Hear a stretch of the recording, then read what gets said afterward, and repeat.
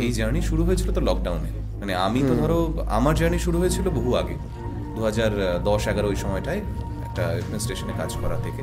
তো এই যে গল্পগুলো যখন মানুষজন শুনতে শুরু করলো, আরো ছড়াতে শুরু করলো, সেটা বলতে কিছুই না, জাস্ট মেজে থেকে শুরু হয়েছিল। আমার একটা ল্যাপটপ ছিল, আর তোমার ধরো একটা মাইক আর অভিক। আচ্ছা, যেটা বুঝেছি যে গল্পের শেষ নেই। আমি ভেবেছিলাম শুরু যখন করেছি, রোজ এত ভিডিও করছি, রোজ ভিডিও করছি, তো একটা সময় গিয়ে কন্টেন্ট পাবো না।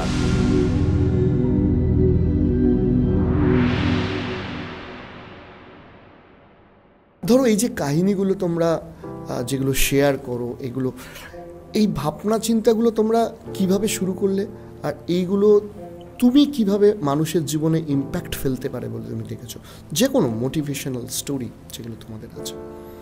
ধরো যখন শুরু করেছিলাম এই জার্নি শুরু হয়েছিল তো লকডাউনে, মানে আমি তো ধরো আমার জার্নি শুরু হয়েছিল বহু আগে, 2010-11 ওই সময়টায় একটা এরোপ্লেন স্টেশনে কাজ করা থেকে।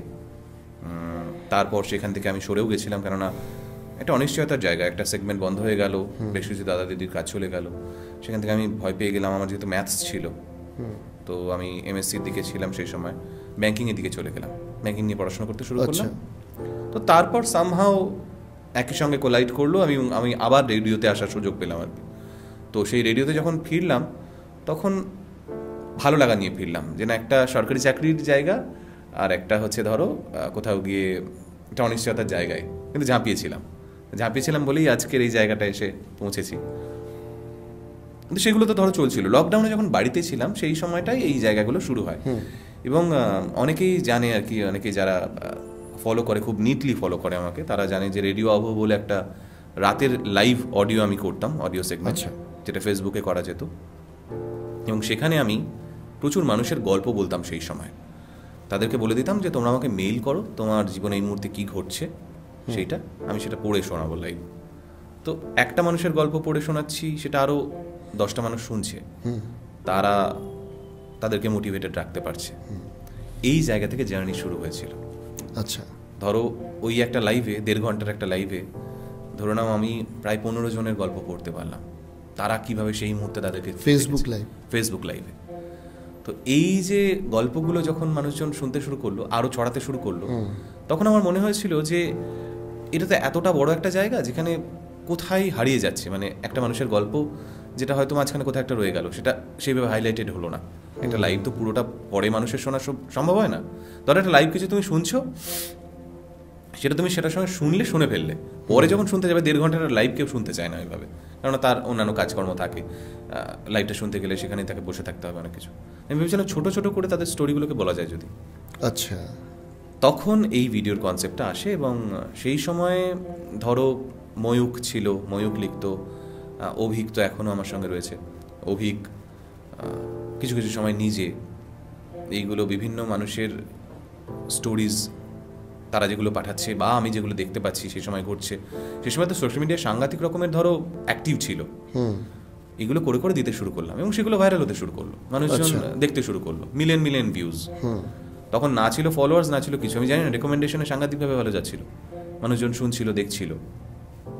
তো ওই থেকে জার্নি শুরু হয়, এবং পরবর্তীতে আমি ভেবেছিলাম যখন কলকাতায় ফিরলাম, আমার রেডিও টেলিভিশনের জন্য কাজকর্মগুলো তো ওপেন হলো কিছুদিন বাদে, জুন টুন নাগাদ বোধহয় ওপেন হয়ে গেছিলো 2020। তখন গিয়ে মনে হলো একটা অফিস টফিসকে যারা করে কিছু একটা করতে হবে, হ্যাঁ, মানে একটা সেট আপ টেটআপ কিছু একটা করতে হবে। সেট আপ বলতে কিছুই না, জাস্ট মেজে থেকে শুরু হয়েছিল। আমার একটা ল্যাপটপ ছিল, আর তোমার ধরো একটা মাইক আর অভিক, এই জাস্ট সেই সময় আমরা 2-3টে ছেলে মেয়েকে ডাকলাম, তারা কেউ একজন এডিট করে, কেউ একজন গ্রাফিক্স করে, এই করে আমাদের ছোট্ট একটা জার্নি শুরু হলো। ভেবেছিলাম যে এইটা করব, পাশাপাশি যেহেতু ক্রিয়েটিভ মাইন্ড, যেহেতু আমি এবং অভিক দুজনেই খুব ক্রিয়েটিভিটি নিয়ে ভাবতে ভালোবাসি, তা আমরা একটা অ্যাড হাউস করব, যেখান থেকে বিভিন্ন হাউসের জন্য ক্রিয়েটিভস বানাবো। এই ছিল আমাদের জার্নি শুরু, এবং তারপর তোমার ধরো ওই জায়গাটা গ্রো করতে শুরু করলো। 3.5 বছর তো ধরো প্রায় পার করে ফেলেছি, এবং তাতে যেটা বুঝেছি যে গল্পের শেষ নেই। আমি ভেবেছিলাম শুরু যখন করেছি, রোজ এত ভিডিও করছি, তো একটা সময় গিয়ে কন্টেন্ট পাবো না আর, এটা আমার মনে হয়েছে। ধরো কন্টেন্ট ক্রিয়েটাররা বেশিরভাগ ক্ষেত্রে কি হয়, সপ্তাহে একটা ভিডিও দেয়, বা বড় জোর মাসে 10টা ভিডিও দেয়, এরকম কিছু একটা করে। তো আমি ভেবেছিলাম যে কি করে পাবো এত কন্টেন্ট, কোথায় পাবো, এত মানুষ কোথায়। তো তোমরা কতগুলো ভিডিও দাও এখন? আমাদের তো ধরো দিনে 2টো ভিডিও যায় আলটিমেট মোটিভেশন, মানে বছরে 730টা, মাসে 60টা। মাসে 60। বাপরে বাপ। ঠিক আছে, তো আমি ভেবেছিলাম যে কোথায় পাবো কন্টেন্ট, কিন্তু দেখতে শুরু করলাম যে মানুষ তো কম নয়। আচ্ছা, আমি ধরো আমার জীবদ্দশায় আমি ধরো 60 বছর পর্যন্তই কাজ করব, তাহলেও সমস্ত মানুষের গল্প বলে উঠতে শেষ পারবো হবে না। এক্স্যাক্টলি। আর কত ইন্টারেস্টিং গল্প আসে সেখানে তোমাদের। একদমই তাই। এবং এই করতে করতে করতে করতে এখন তো ধরো আমার টিমে প্রায় 4 জন আছে যারা কন্টেন্ট মানে রিসার্চ করে রীতিমতো। এবং আমাদের খুব বড় একটা জায়গা হচ্ছে আমরা ওই ভুল তথ্যটা যারা মানুষের কাছে না যায়, তার মধ্যেও ভুল তো হয়ে যায়, টু আর ইজ হিউম্যান। বিভিন্ন মানে ধরো নাও খবরের সোর্সে ভুল থাকে কিছু, সেগুলো আমরা চেক করার চেষ্টা করি, কোনো কোনো সময় ভুল বেরিয়েও যায়। তো আমরা প্রথমত এখন যেটা চেষ্টা করি যে যার খবর হচ্ছে তার সঙ্গে কথা বলার, ডিরেক্ট তার সঙ্গে কথা বলে তার একটা ইন্টারভিউ করা, তারপর সেখান থেকে আমরা একটা জট ডাউন করে কিছু একটা বের করে সেটা ধরো একটা কন্টেন্ট করা। কিন্তু এটা শুরুর দিকে ছিল না, এত রিসোর্স কোথায়, এত মানুষকে খুঁজে পাবো কোথায়। আমরা বিভিন্ন রকম জায়গা থেকে খবর পাচ্ছি, সেইগুলোকে আরও 5-6টা খবরের জায়গা থেকে সেগুলোকে ভেরিফাই করছি, তারপর সেটা নিয়ে কন্টেন্ট হচ্ছে। তো এই করতে করতে করতে করতে ধরো আমি যদি 2023-এর কথা বলি তোমাকে, এতটাই ভালো লাগার জায়গা, আমি খুব চমকে গেছিলাম নাম্বারটা শুনে। 1100 মিলিয়ন ভিউজ হয়েছে 2023-এ। 1100 মিলিয়ন ফেসবুকে শুধুমাত্র। বিরাট সংখ্যা, মানে এটা বিরাট সংখ্যা। মানে আমি ভাবতে পারিনি যে plus Bangla language, Bangla content. হ্যাঁ, বাংলা কন্টেন্টে যে এত মানুষ এই ভিডিও দেখবেন বা দেখছেন, এটা আমি ভাবতে পারিনি। তো তখন গিয়ে মনে হলো না সত্যি, লোকে যে বলে যে তোমার গলাটা শুনতে পাই, তখন বলছে না ভাই, এটা তো কেউ না কেউ শুনেছে কখন না কখনো। আচ্ছা, এই সময় ম্যানেজটা তুমি মানে আমরা যারা কন্টেন্ট ক্রিয়েট করি, আমাদের তো সপ্তাহে একটা করে কন্টেন্ট ক্রিয়েট করতে গিয়েই রীতিমতো কষ্ট হয়। সময় ম্যানেজ করতে গিয়ে তুমি কিভাবে ম্যানেজ করো? দেখো, এইটার জন্য তোমাকে যেটা প্রথম কথা ভাবতে হবে, কন্টেন্ট ক্রিয়েটারদের যে জিনিসটা ভাবতে হয় সেটা হচ্ছে একটা টিম ফর্ম করা। টিম তো লাগবে, তোমার তো একটা টিম রয়েছে। তো আমারও এরকম একটা টিম রয়েছে, 10-11 জনের টিম, যারা কেউ হয়তো কন্টেন্ট খুঁজছে। হ্যাঁ, আমি ফাইনাল করি, আমি সমস্ত কিছু ফাইনালি দেখি, কিন্তু তারা আমাকে সেই হেল্পটা করে। এডিটার রয়েছে 2-3 জন যারা ভিডিও এডিট করছে, কেউ সাউন্ডের কাজটা করে, কেউ ধরো গ্রাফিক্সের কাজটা করে।